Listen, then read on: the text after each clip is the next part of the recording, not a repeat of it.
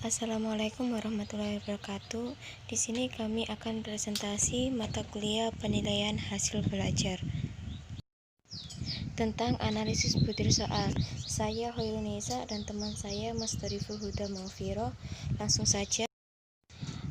Analisis butir soal adalah penilaian terhadap soal.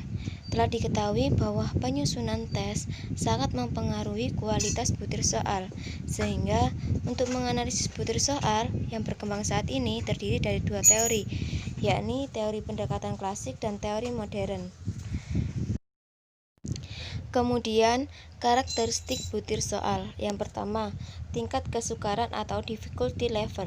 Proporsi peserta tes menjawab benar terhadap butir soal tersebut. Tingkat kesukaran butir soal biasanya dilambangkan dengan P. Yang kedua, daya beda. Indeks yang menunjukkan tingkat kemampuan butir soal untuk membedakan kelompok yang berprestasi tinggi atau kelompok atas dari kelompok yang berprestasi rendah atau kelompok bawah di antara para peserta tes. Yang ketiga, distribusi jawaban atau distraktor. Dilihat dari konstruksi butir soal terdiri dari dua bagian, yaitu pokok soal dan alternatif jawaban.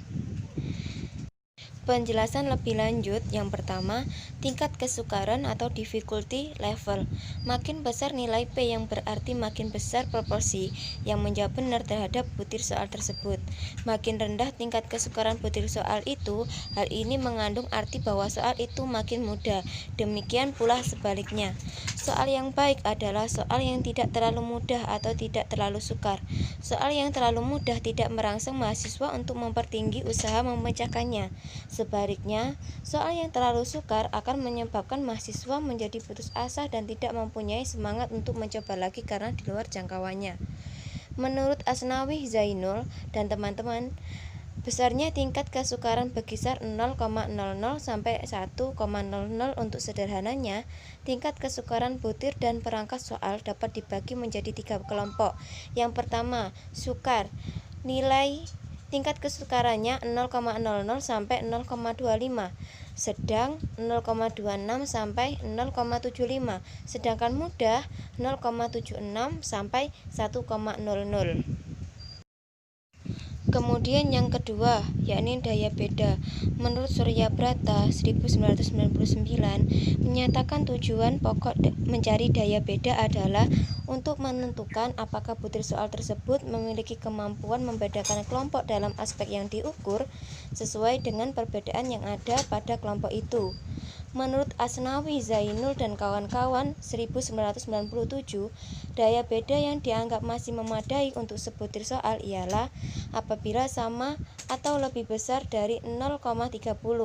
Bila lebih kecil dari itu, maka butir soal tersebut dianggap kurang mampu membedakan peserta tes yang mempersiapkan diri dalam menghadapi tes dari peserta yang tidak mempersiapkan diri. Bahkan, bila daya beda itu menjadi negatif, maka butir soal itu sama sekali tidak dapat dipakai sebagai alat ukur prestasi belajar. Oleh karena itu, butir soal tersebut harus dikeluarkan dari perangkat soal. Makin tinggi daya beda suatu butir soal, maka makin baik butir soal tersebut. Dan sebaliknya, makin rendah daya bedanya, maka butir soal itu dianggap tidak baik. Menurut Dali S. Naga 1992, kriteria besarnya koefisien daya beda diklasifikasikan menjadi 4 kategori. Yang pertama, baik, koefisiennya yaitu 0,40 sampai 1,00, sedang atau tidak perlu direvisi. Artinya koefisien korelasinya adalah 0,30 sampai 0,39. Perlu direvisi, yakni 0,20 sampai 0,29. Kategori daya beda yang tidak baik, koefisien korelasinya adalah min 1 sampai dengan 0,19. Selanjutnya yaitu karakteristik butir soal. Yang ketiga yaitu distribusi jawaban. Alternatif jawaban juga terdiri dari dua bagian, yakni kunci jawaban dan pengecoh. Pengecoh dikatakan berfungsi apabila semakin rendah tingkat kemampuan peserta tes, semakin banyak memilih pengecoh, atau makin tinggi tingkat kemampuan peserta tes akan semakin sedikit memilih pengecoh. Hal demikian dapat ditunjukkan dengan adanya korelasi yang tinggi, rendah, atau negatif pada hasil analisis. Apabila proporsi peserta tes yang menjawab dengan salah satu memilih pengecoh kurang dari 0,025, maka pengecoh tersebut harus direvisi. Dan untuk pengecoh yang ditolak apabila tidak ada yang memilih atau proporsinya 0,00. Depdikbud 1997. B. Kriteria kualitas butir soal.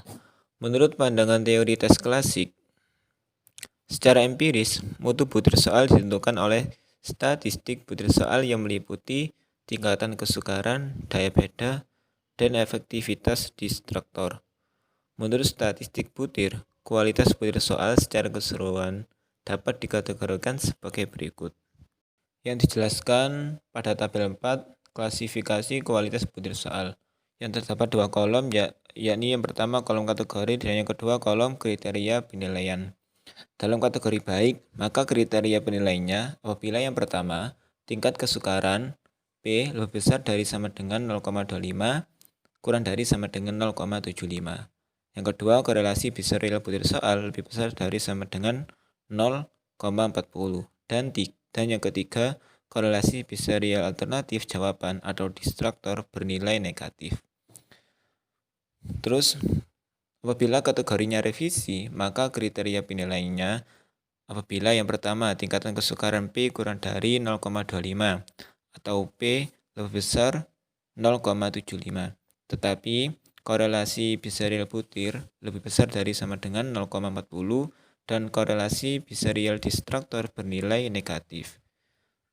Kemudian kriteria yang kedua yaitu tingkatan kesukaran P lebih besar dari sama dengan 0,25, kurang dari sama dengan 0,75, dan korelasi biserial butir soal lebih besar dari sama dengan 0,40, tetapi ada korelasi biserial pada distraktor yang bernilai positif. Kemudian yang ketiga, tingkatan kesukaran P lebih besar dari sama dengan 0,25, kurang dari sama dengan 0,75. Dan korelasi biserial butir soal antara 0,20 sampai 0,30. Tetapi korelasi distraktor bernilai negatif selain kunci atau tidak ada yang lebih besar nilainya dari kunci jawaban. Kemudian yang kategori yang tidak baik, maka kriteria penilaiannya apabila yang pertama tingkatan kesukaran P kurang dari 0,25 atau P lebih besar dari 0,75. Dan ada korelasi biserial pada distraktor bernilai positif. Yang kedua, korelasi biserial butir soal kurang dari 0,20.